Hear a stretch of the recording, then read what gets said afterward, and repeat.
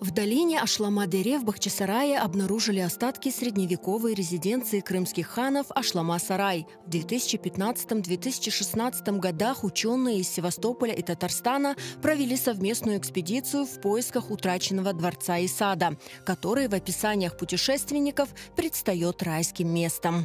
В 1666 году турецкий путешественник Эвлия Челеби очень красочно описал этот дворец, что там журчит вода, находятся какие-то безумно красивые павильоны в иранском и китайском стиле, покрытые зеленой черепицей, там отдыхают жены хана с его детьми, соответственно, у бассейнов, которые наполняются водой. Сложно представить, как в ныне пустующей и, казалось бы, засушливой и каменистой долине росли невиданные плодовые деревья и диковинные цветы.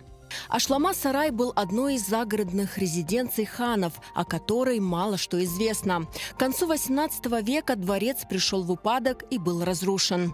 Первоначально в 1783 году Потемкин Таврический дал приказ о сохранении дворца, но через год, в 1784 году, он приказал разобрать камни дворца для строительства путевого особняка, путевого дворца Екатерины II в Ак-мечети.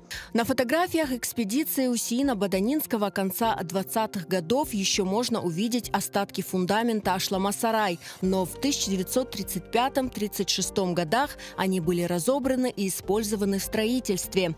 Перед раскопками ученые определили место расположения дворца. Опираясь на генеральный план Бахчисарая XVIII века и современные карты, провели магниторазведку.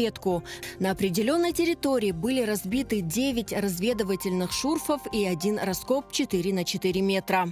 Они показали архитектурные остатки, каменные, соответственно, завершения сводов.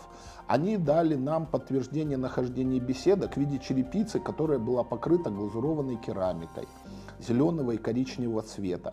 Они дали остатки водопроводных труб, по которым снабжались фонтаны и бассейны.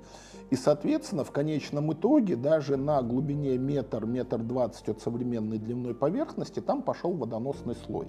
То есть, все-таки вот эти сообщения турецкого путешественника 17 века о том, что это был дворец-сад, удалось подтвердить. Более того, на как раз большом раскопе 4 на 4 удалось зафиксировать остатки плужной распашки 17 века. Учеными были полностью обработаны материалы археологических исследований. В следующем году исследователи планируют опубликовать их и ввести в научный оборот.